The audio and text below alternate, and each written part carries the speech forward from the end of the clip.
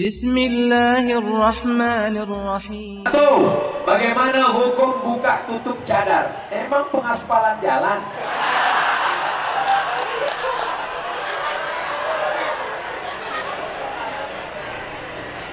Pendapat yang pertama mengatakan cadar wajib. Ulama Saudi Arabia, Syekh Ibn Utsaimin, Syekh Twigri, Syekh Abdul Aziz bin Baz mengatakan cadar wajib. Pendapat yang kedua, Syekh Muhammad Al-Ghazali, Syekh Muhammad Mutawalli Sya'rawi, Syekh Yusuf Al-Qardawi mengatakan cadar baik tapi tidak sampai wajib. Ustaz di mana? Saya pertengahan. Yang mau pakai cadar silakan. Yang mau lihatkan wajah silakan. Jangan yang pakai cadar dengan yang mau melihatkan wajah kelahi. Yang pakai cadar kelahi dengan yang pakai jilbab. Nanti yang ketawa yang nggak pakai baju. Yang pakai cadar bagus. Laki-laki jangan ngejek yang pakai cadar. Ini sekarang banyak laki-laki kalau ngeliat orang pakai cadar, ngeliat yang pakai cadar kau ejek, tapi orang pakai rok pendek kau diam. Ngeliat orang pakai cadar kau ledek, tapi ngeliat orang yang pakai baju you can see kau diam. Berarti kau setan. Yang pakai cadar silakan, karena cadar bagian dari ajaran agama Islam. Yang belum pakai cadar ya nggak apa-apa, karena ada pendapat ulama yang membolehkan nggak pakai cadar. Yang jadi masalah Pak Ustadz, dia buka tutup, jangan pakai cadar karena enggak, ya nggak apa-apa, karena tidak keluar dari dua pendapat tadi. Yang nggak boleh itu pakai jilbab setengah hati. Di depannya kelihatan.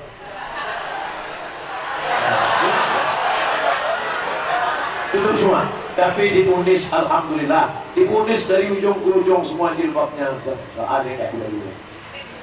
Ada nggak begitu? Oh, laki-laki. Alhamdulillah, adik-adikku, anak-anakku diunis. Mudah-mudahan kalian semuanya istiqomah, insya Allah. Yang masih mahasiswi sudah pakai jilbab, kalau nikah sama suami nggak suka pakai jilbab, itu jilbabmu bisa melayang. Makanya bu, hati-hati bu, kalau dapat mantu nggak suka pakai jilbab, oh dia suruh buka itu jilbab, buka jilbabmu. Aku nggak bisa mas, surgamu di bawah tapak kaki, buka jilbab. Pembodohan. Apa hukumnya suami menikah lagi tanpa sepengetahuan istri?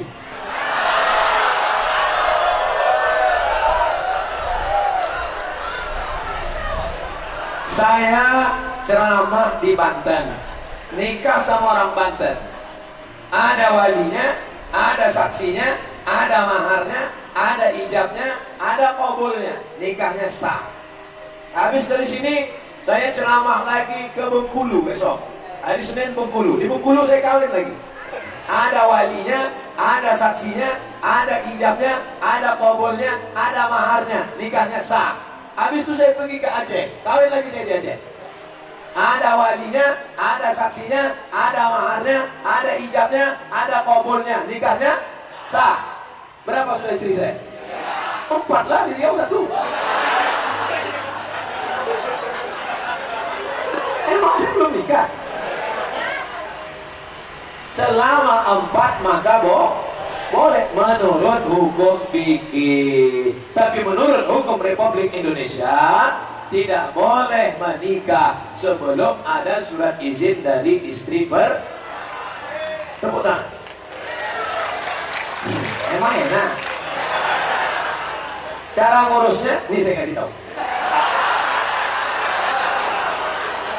Nanti saya kirim, ada formatnya di WA. Buat surat, saya yang bertanda tangan di bawah ini, nama, tempat, tanggal lahir. Saya izin suami saya menikah sekali lagi, matre 6.000. Dibawa ke kantor pengadilan agama. Nanti Bapak Hakim bertanya, Ibu istri pertama? Betul Pak Hakim. Betul ini surat Ibu? Betul. Ibu yang tanda tangan? Betul. Saya tanya sekali lagi, betul? Betul Pak Hakim.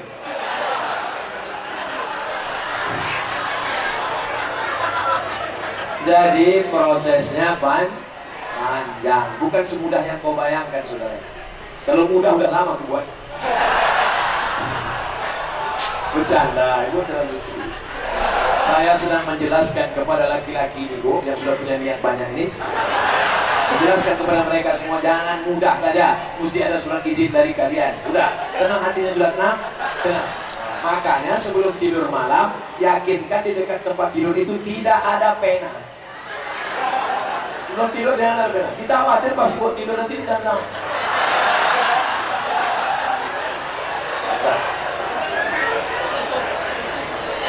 Pensil yang untuk mata itu juga hati-hati. 3.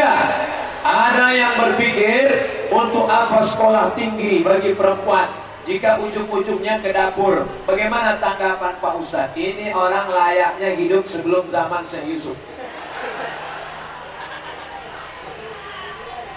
Aisyah istri Nabi mengajar sahabat Nabi, bahkan ijtihadnya lebih hebat daripada sahabat Nabi yang laki-laki.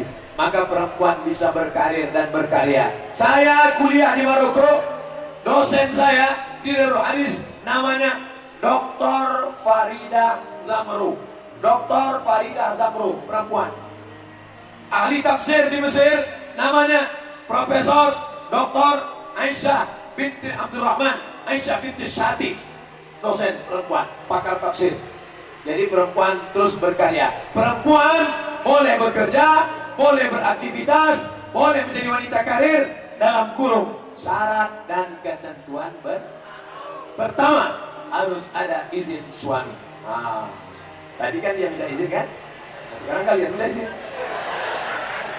Mas, aku anak-anak kan sudah besar nih Mas. Ya, aku kan punya ijazah sarjana dari UNIS nih. Ya, aku boleh kerja ya? Boleh. Mari ikut tanda tangan. Tapi yang punya aku kok tanda tangan dulu ya.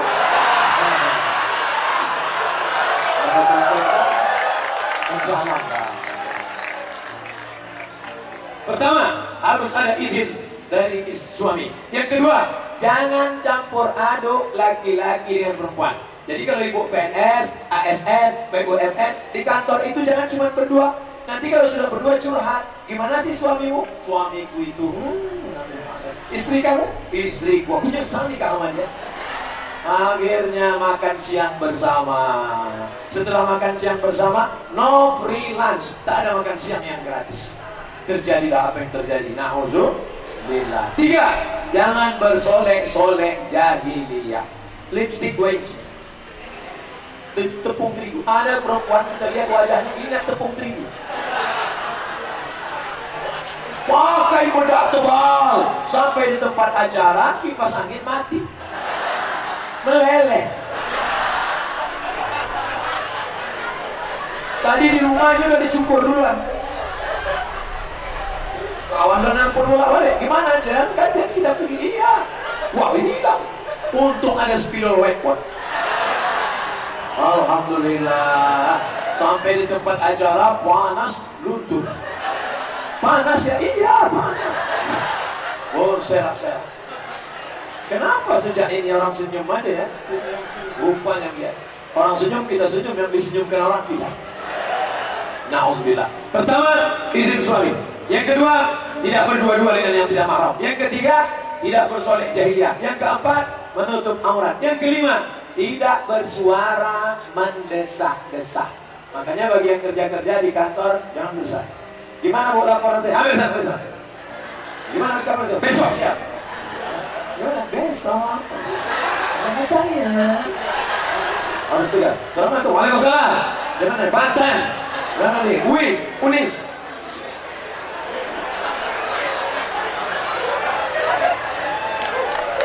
Bagaimana menanamkan nilai-nilai Islam secara kafah kepada mahasiswa? Yang pertama, Islam itu ajarannya nggak banyak-banyak, cuma 3. Yang pertama, akidahnya mantap, wujud idam baqa mukhalafatul awarisnya nafsi wadaniyah kudrat dorat timun ayat sama basur kalam, akidah. Yang kedua, ibadahnya mantap, sholat, zakat, puasa, haji. Yang ketiga, tasawufnya mantap, bersihkan hati dari riya, sum'ah. 3 saja. Akidah, ibadah, akhlak.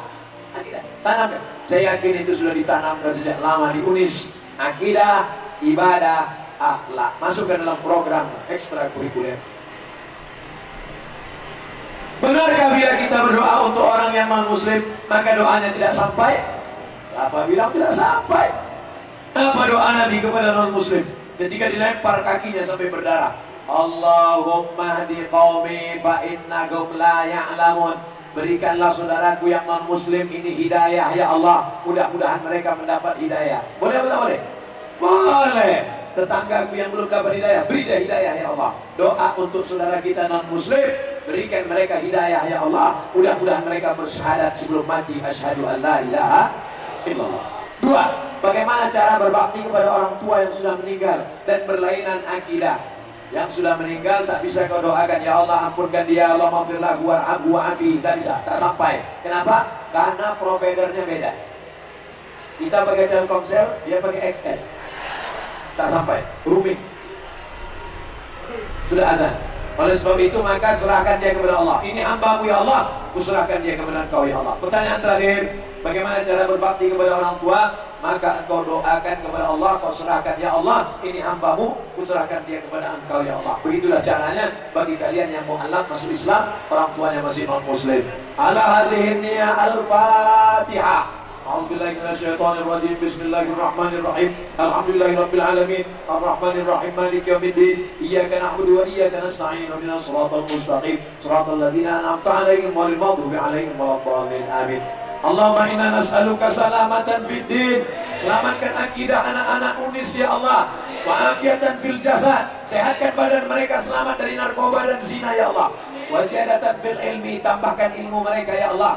Wa barakatan fil rizki, beri mereka rezeki yang berkah ya Allah. Wa taubatan qablal maut, beri taubat sebelum mati. Wa rahmatan indal maut, beri rahmat ketika mati. Wa maghfiratan ba'dal maut, berikan ampunan sesudah mati. Allahumma hawwin alaina fi sakaratil maut, ringankan waktu sakaratul maut. Wa najata minan nar, selamat dari api neraka. Wal afwa indal hisab, maafkan ketika amal dihisab. Rabbana atina fid dunya hasanah wa fil akhirati hasanah wa qina azabannar. Wa sallallahu ala sayyidina Muhammad wa ala alihi washabihi wasallam. Walhamdulillahi rabbil alamin. Pulang dengan tenang, tetap sholat berjamaah. Ustaz Somad tidak ikut sholat karena sudah jamaah takdim. Terima kasih. Wassalamualaikum warahmatullahi wabarakatuh. Ini wafan Rabbi firli warhamni wajburni warzuqni wahdini wa'afini wa'afani. Rabbi firli warhamni warzuqni. Oh, lupa pula. Itu yang kau mintakan kepada Allah Subhanahu wa ta'ala. Sebelum salam kau berserah kepada Allah. At-tahiyatul mubarakatuh, salawatu tayyibatu lillah. At-tahiyatul, semua penghormatan, kemuliaan, puji-pujian. Mubarakatuh, segala keberkahan. Salawat, doa-doa, tayyibat, semua yang baik-baik bukan punya engkau, punya Allah. Abdul Somad, kalau Allah mau diangkatnya engkau setinggi-tingginya, tapi kalau Allah mau dijatuhkannya engkau serendah-rendahnya. Tu'izzu man tasha wa tudhillu man tasha biyadikal khair, engkau yang punya kuasa. Wa huwa ala kulli syai'in qadir. Surat bilang sudah datang. Setelah itu barulah kau salam. Assalamualaikum warahmatullah. Assalamualaikum warahmatullah. Salam terbagi tiga. Salam yang pertama wajib dijawab. Salam saya tadi wajib dijawab, semua menjawab. Salam yang kedua ini yang nggak boleh dijawab. Salam imam waktu sholat. Assalamualaikum warahmatullah. Yang dijawab. Yang bilang waalaikumsalam benar. Salam yang ketiga, ketika Abdul Somad mati dimakan cacing tanah, ada saudaraku dari Rutan Salemba yang datang ke Pekanbaru Riau. Dulu Ustaz Somad pernah ceramah waktu saya di sana. Aku cinta kepada dia. Hari ini aku ziarah ke makamnya. Ucapkanlah salam di makam Abdul Somad. Assalamualaikum ya ahla diyar minal mu'minin wa inna insyaallah bikum lahiqun yarhamullahu mustaqimin wal mustaqirin. Nasallallahu lana wa lakum al afiyah. Kalau kau tak hafal gerak-gerak aja dulu. Salam itu kau ucapkan, tapi kau tak ingin mendengar jawabannya. Karena kalau sampai aku menjawab waalaikumsalam, kau bukan pulang mati kau tak. Artinya apa? Kita di sini hanya sementara sampai akhirnya kita mati. Kita jaga kesucian badan, tempat Sampai-sampai buang air kecil, airnya najisnya bersih. Sampah-sampah, Islam agama yang bersih. Bersih badan, bersih pakaian. Setan, malaikat, kalau busuk, bau, kotor, setan dekat. Tapi kalau harum semerbak, malaikat mendekat. Makanya kata Nabi, man akala basolan, siapa yang makan bawang putih, bawang merah, jangan dekat-dekat tempat sholat kami. Kenapa? Karena orang yang makan itu bau busuk, setan dekat, malaikat menjauh. Ya Rasulullah, kenapa malaikat tidak mau mendekat? Innal malaikata tata'adza, malaikat tersakiti dengan bau-bau busuk itu. Apalagi bau yang dimakan jengkol, petai, belacan, bawang merah, bawang putih, tak gosok gigi 3 hari. Ayatnya kalau surah Bin-Nas. Kawan pertama sedang khusyuk berdoa, lama-lama dia lain. Oleh sebab itu maka zikir, kalau menghadap tidak mungkin langsung minta, tak mungkin langsung minta, ada basa-basinya. Zikir subhanallah, subhanallah, subhanallah, alhamdulillah, alhamdulillah, Allahu akbar. Tapi seabdul zikir la ilaha illallah, la ilaha illallah, la ilaha illallah, la ilaha illallah, la ilaha illallah. Pasang target. Saya target hari ini istighfar 1000, selawat 1000, la ilaha illallah 1000, subhanallah 1000, alhamdulillah 1000, la haula wala quwata illa billah 1000. Jadi dengan itu kita bisa memotong waktu yang panjang. Hari ini kau harus baca Quran 1 juz, sholat sunat duha, sholat sunat witir, sholat sunat tahajud, sholat sunat tasbih, sholat sunat wudu, sehingga bernilai ibadah kita. Buya Hamka 4 tahun keluar 1 tafsir, tafsir Al-Azhar. Lalu kemudian ada Said Kutub dimasukkan keluar 1 tafsir fi zilalil Quran. Yang bisa nulis, yang tak bisa tulis, zikir diperbanyak. Subhanallah, subhanallah. Jadi bukan ngobrol tak tentu Allah, subhanallah. Datang kawan nanya ngobrol, bro, gimana keadaan Syekh Nurul? Subhanallah, subhanallah. Aku belum habis lagi 1000 nih. Habis subhanallah, Allahumma shalli ala sayyidina Muhammad, Allahumma shalli ala sayyidina Muhammad, Allahumma shalli. Gimana kita jalan? Allahumma shalli ala sayyidina Muhammad. Maka perbanyak zikir. Perbanyak zikir kepada Allah Subhanahu wa taala. Habis itu barulah berdoa. Ustaz Somad iyalah enak. Dia kan lama kuliah di Mesir, bisa bahasa Arab. Kami enggak bisa bahasa Arab, Pak Ustaz. Doa yang pakai bahasa Arab 4 aja.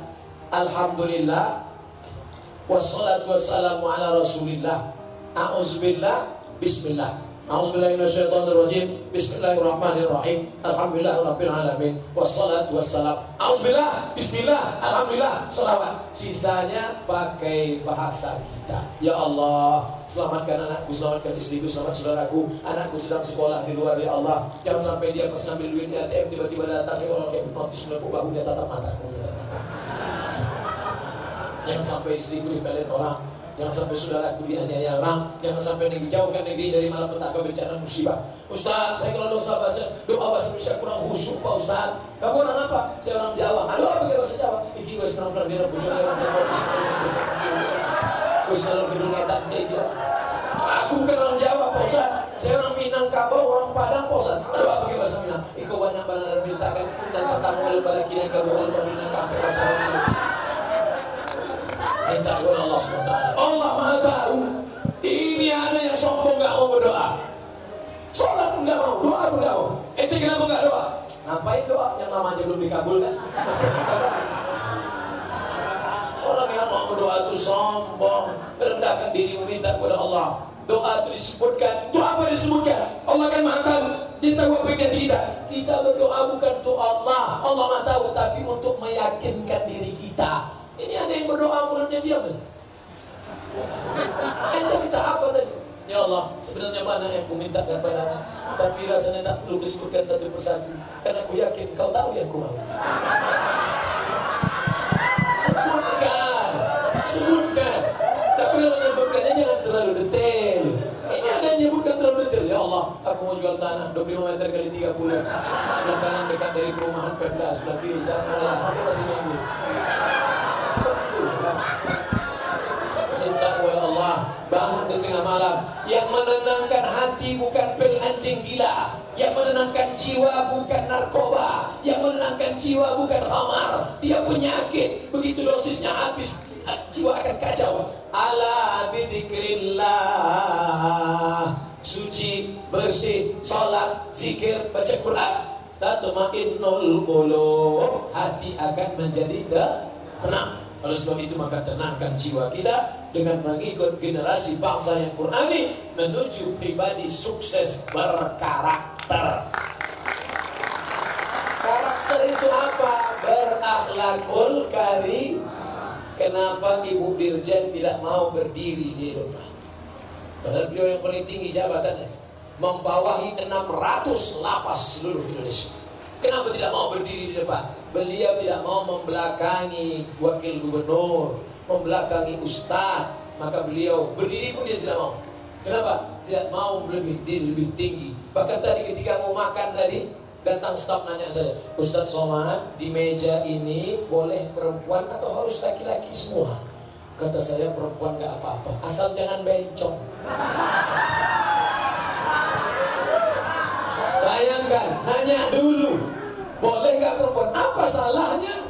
Bukan kami berdua-duaan, ada yang lain. Saya gak apa-apa, silakan perempuan. Pas mau foto, boleh foto Pak Ustadz? Boleh, tapi laki-laki harus ada. Karena kalau langsung perempuan nanti di crop, di foto, langsung di upload di internet, Ustadz Somad punya bini baru. Akhlak, itu yang kita kenal. Jumpa orang kaya, kayanya lupa. Jumpa orang ganteng, gantengnya lupa. Tapi kalau berakhlakul karimah, sopan santun, kalau ada orang kaya, orang ganteng, cakapnya kasar, menyinggung perasaan, galah patah boleh disambung, kaca retak boleh direkat, hati yang sakit pun obat akan dicari. Oleh sebab itu maka ini harus kita jaga. Maka dibuat judulnya sukses berkarakter. Karena ada orang sukses tidak berkarakter, ada orang berkarakter tidak sukses. Yang lebih parah, sudahlah tidak sukses tidak berkarakter. Bocoknya dicampakkan aja berkali seribu. Pak Ustadz, badan saya bertatu. Apa hukumnya bagi yang bertatu? Kalau sholat, sholatnya sah. Orang yang bertatu mandi wajibnya sah, wudunya sah. Yang sudah bertatu, tak usah kau ambil setrika lalu kau setrika tatu. Biarkan aja tatumu apa adanya. Seluruh orang di dunia ini mengatakan sholatmu tidak sah. Ulama ahlu sunnah wal jamaah mengatakan sholatmu sah. Tak usah kau risaukan. Tapi yang belum bertatu jangan buat tatu. Dah, ini orang waktu muda dulu tatunya ular kobra. Setelah tua kena diabetes, kurus jadi cacing pita.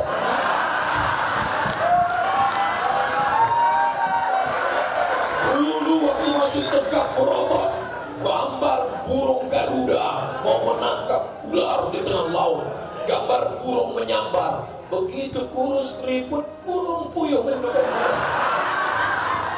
Sudahlah dia tua, dia sudah tobat, diejek orang. Pak, bapak bertatu kan, sholat bapak tidak sah. Menangis saja. Udahlah, lisut keriput gak sah. Tenang saudaramu, sholatmu sah, sah. Tak usah kau risaukan masalah tatu itu. Ustadz ada tatu Dulu waktu sekolah, tapi tatunya tidak permanen. Sebelum berangkat sekolah ambil spidol. Ranokar. Ustaz, jujur saya pernah sholat sambil mabuk. Kira-kira diterima apa tidak? La taqrabus sholata wa antum sukara. Jangan kamu sholat ketika sedang mabuk. Ada dulu zaman kejadian zaman Nabi orang sholat sedang mabuk. Ada. Ketika sedang mabuk dia sholat. Wala ana abidu ma'abatum wala tum'abiduna ma'abud wala ana abidu ma'abatum wala tum'abiduna ma'abud wala ana abidu ma'abatum. Gak dapatnya simpang lakum dinukum walian. Makanya jangan sholat ketika sedang mabuk. Sholatmu tidak sah. Syarat orang yang sholat baligh dan berakal. Orang yang mabuk akalnya hilang. Itulah mengapa Allah haramkan narkoba, karena menghilangkan akal. Kalau sudah kau kena rusak, error, gila, mati. Ustaz, saya pernah mencuri, tapi hasil curian saya sedekahkan. Ini pasti yang buat pertanyaan Robin Hood. Saya baru tahu nih Pak Karutan, ternyata Robin Hood berada di sini. Keluarga binaan Rutan Salemba. Kita tidak bisa mencuci dengan air kencing. Ibu lagi ngapain bolong nyuci? Nyuci kain, iya. Pakai air apa? Air kencing. Gak bisa, makanya berwudu airnya harus air suci mensucikan. Wudu pakai air kelapa, air tebu, gak bisa. Air hujan, air mata air sungai, air laut, tidak bisa. Innallaha thayyibun, Allah maha baik. La yaqbalu illa thayyiban, tidak menerima kecuali dari yang baik, Pak. Baik. Duit hasil mencuri, duit hasil korupsi, duit hasil nepotisme, duit hasil riba, diberikan sedekah, tidak diterima Allah, dibawa ke Makkah. Labbaik Allahumma labbaik, labbaik Allahumma labbaik. Apa kata malaikat? La labbaik wala sadaik. Kau tak dapat haji mabrur karena kau berangkat dengan uang hasil curian, hasil riba, hasil narkoba, hasil merampok, hasil merampas. Islam mengajarkan bersih awalnya, bersih tengahnya, bersih ujungnya. Saya ditahan sudah 3 bulan. Akhirnya saya tidak bisa memberikan nafkah lahir batin pada istri. Apakah saya masih sah menjadi suami bagi istri saya? Ingat dulu Adinda, saudaraku, waktu kau nikah disuruh Pak Kua baca sirat tak. Kalau saya meninggalkan istri saya 3 bulan lamanya, tidak memberikan nafkah zahir dan batin, atau menyakiti fisiknya, lalu dia melapor ke pengadilan agama dan hakim menjatuhkan talak 1 kepadanya, maka jatuhlah talak 1. Coba tengok, kalau dia melapor, ternyata begitu kau telepon, Assalamualaikum Adinda, ya aku kan sudah 3 bulan tidak ngasih nafkah, kau mau lapor nggak? Abang, seumur hidup kan nanti. Hanya istri soleha, jadi Roma pula. Beruntung kalian saudara-saudaraku, karena dulu kalian baik kepada istri kalian, sekarang dia tidak menuntut. Abang dah, walaupun bumi hancur, langit hancur, aku akan tetap menanti di sini. Akan menanti. Dia tetap menunggu. Kita doakan mudah-mudahan mereka sabar menanti di sini. Coba kalau dulu bapak orangnya sombong, orangnya marah-marah, orang yang ngamuk-ngamuk saja. Kita ini laki-laki sekarang ya gagah perkasa, tapi sampai saatnya nanti kita lemah, kita sakit. Yang akan menyuapi kita waktu makan nanti siapa? Dia. Maaf, makannya bang. Coba kalau kita hari kemarin makan. Makanya terus ya. Yang pernah melukai perasaannya, yang pernah menyakiti hatinya, maka tak ada salahnya meminta maaf. Nanti kalau dia datang, ambil bunga, minta izin sama Pak Kalapas, minta bunga setangkai, datangnya, please forgive me. Ustaz, saya ditahan. Bolehkah dalam ibadah sehari-hari, misalnya sholat, kita gabungkan pendapat 4 mazhab? Jangan. Menggabungkan 4 mazhab itu nanti cenderung pada tatabuk ruhos, main-main mazhab. Pokoknya saya berpegang pada mazhab Syafi'i saja. Walaupun dulu waktu kuliah di Maroko, saya pakai mazhab, guru-guru kami mazhabnya Maliki. Indonesia Syafi'i, Maroko Maliki. Beda mazhab Maliki Pak Ustaz. Mazhab Syafi'i kalau wudu, air 1, 2, 3, nanti air tutup telinga. 1, 2, 3. Mazhab Maliki. Mazhab Syafi'i. Kalau Maliki tak, basahkan tangan semua.